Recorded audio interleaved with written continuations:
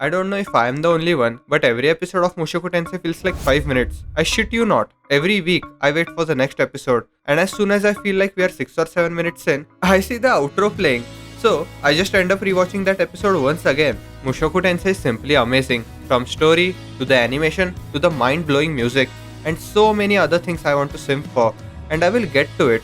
But before all of that, why are we so invested in this show? The simple answer would be, it's just a good show. But, so is Shield Bro. Over the years, I watched a lot of fucking isekai. And even if you have not, we all know how it goes. A loser gets hit by the truck and is transported to the same fucking world every time. And the entire world has only one language. Can you guess it?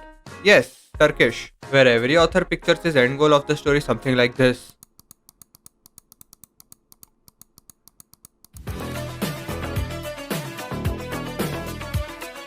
But this is not why Isekai appealed to me and many others. Over time, Isekai kind of forgot its roots and what made it so special. So in this video, I want to talk about why I'm cripplingly addicted to Mushoku Tensei and how it can possibly shape the future of Isekai. But to find that out, first we need to go back to the start of this shitstorm called Isekai. Link start! Whether you hate it or love it, Sword Art is one of the most immersive anime. With a single click, you can get transported to this wonderful world. I deadass wouldn't believe you if you said that you hadn't thought about living in the world of SAO. Even now, if that level of VR was available, I would jump into it in a heartbeat. I believe the metaverse is the next chapter for the internet. Ah, fuck. From the amazing snowy mountains to these gorgeous flower fields, I, as well as many others, wanted to experience all of it. And the last thing what sold it to us was that this was a game. Not an alternate truck hitting universe, but a tangible copy of a game, which trapped you in and said, if you die in this game bro, then sayonara. We lived through all the cool sound effects, the amazing landscapes, teaming up with randoms to take down the flow boss via Kirito. We were not there for this edgelord, we self-inserted ourselves in him because we loved that world and got to live moments like these.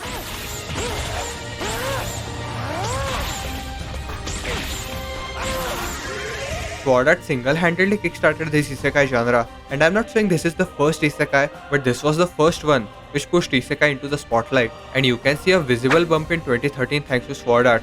But the upcoming isekai creators forgot two things why Sword Art was so successful. First, Kirito's main goal was to come back from this death game to the real world. Aincrad felt like it had serious consequences. Second, it was the fact that they were in a video game, and video games were in their prime back then. That's why XP boost, clearing dungeons, and health bar made sense. Now, the MC gets hit by a truck, and look at him fucking go, where he will level up and acquire skill sets like the game. But this is real life, and instead of going back to their real world, they just decided to stay here. That gives us incentive to care about two main things of Isekai. First, the world they are living in, because they are not going back now. Second, the most important thing, a good cast of characters, which Sword Art really lacked in. We need a reason to care about this edgelord or these side characters. Now, that takes us to the current scene of Isekai, or to put it appropriately, up until now. This fucking truck fiesta rose exponentially, because most light novel authors thought, let's just take the same world as everyone, add one self-insert overpowered character, and here is a cherry on top. How about, we'll let him stay in this world forever? Well, this was a dumb idea. They just took everything what people hated about Sword Art and implemented it. And god were we stuck with so many shit isekais. Of course, there were some really good isekai, but they were in small amount. So, even the most okay isekai made a lot of noise, like Shield Hero. I am purposefully picking Shield Hero because this was the anime which skyrocketed in popularity. So much that even some of my friends who only watch Attack on Titan have heard about it. But even after all of that hype, I barely remember anything about this anime. I remember the music almost had me in tears and the grin I had during this moment.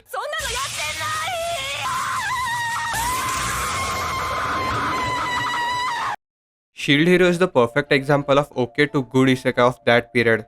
The isekai we were getting just used different type of jobs in the same fucking world. We got from blacksmith to smartphone users, but it was the same thing over and over again. But that method was about to catch up with isekai for worse. Many just got sick and frustrated with isekai, and others just came out for being isekai trash, while not really enjoying any of it and watching it for dumb fun popcorn entertainment. But some like me were missing the feeling which Sword Art gave us. That feeling of excitement, getting lost in that wonderful world and wanting to explore more of it just by being there. And frankly, I was about to lose any hope of getting that back.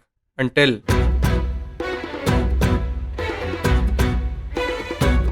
Mushoku Tensei came in and just bitch slapped every other isekai, and I love it. What this show is for anime fans is what Zelda Breath of the Wild was to Nintendo fans. This anime goes back to its roots of what they did best and worked on it to make it better. The world of Sword Art we fell in love with, they said how about we add more of that and explore every bit of that world. Instead of transporting this loser character to another world and making him OP, we can reincarnate him as an infant, so no need to add that "So, you are not going back, are you?" and making this world his home, giving more depth to his character, what he went through before getting here, what made him go on this path, adding side characters who paint and form a much bigger picture of this world. In Mushoku Tensei, every character has some purpose for being there. Even if Rudy is not part of that story, these characters could get their own spin-off stories and it would be equally good. They never feel like they are just a plot device to move the story forward or making them trophies for a main character to earn. Every single character in Mushoku Tensei holds an equal value.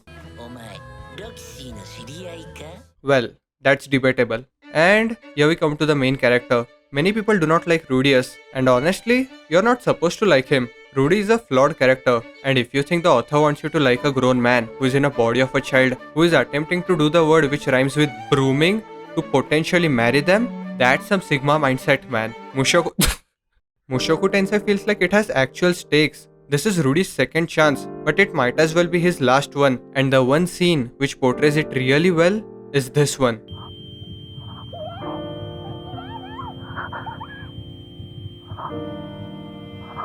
This was the scene where I went from liking the show to absolutely loving it. I knew this was not your average isekai, but I never thought it would be this special. I actually found out later on, Mushoku Tensei was one of the first, if not the first isekai to do this truck thing. So, where the fuck was this isekai since 2014? Well, there is actually a story here. The guy who was supposed to produce Mushoku Tensei became a big fan of it. So, he personally picked the team with the help of Studio White Fox, the ones who created ReZero, and created an entirely new studio for Mushoku Tensei called Studio Wind. And all of this procedure took a lot of time. What makes Mushoku Tensei special is the director and story composition writer is done by the same guy known as Okamoto Manabu. And Shigehara Katsuya is not only episode director but storyboard writer, animation director, and also works with the key animation team, which is why every episode of Mushoku Tensei feels like 5 minutes long. Normally, every anime has a different guy for each thing. That is why we get some long pauses in the episodes where characters just do nothing. That is due to story composition not being in a perfect sync with the direction. But in the case of Mushoku Tensei, two main things are done by the same guy, which makes the story slide like a butter. And don't get me started about sound effects. Everything sounds, not sounds, feels perfect. The wooden swords clashing sound and feel like wooden swords clashing. The dragons sound and feel like the dragons are next to you. Just hear this. Or this. It's so good. The background art of every different locations are, guess what? Not European style. We go to sandy deserts, to rainforest, to snowy mountains. Mushoku Tensei showcases it all. The animation is consistently good in every episode. I mean, look at this bread. Where the hell is this budget coming from? The first time I thought Studio Wind was related to White Fox was when they started playing the opening during the story's runtime. I was just blown away. They played opening in the background while taking us through these beautiful landscapes, which change every episode. I shit you not, I have not skipped a single opening, even when I was rewatching it.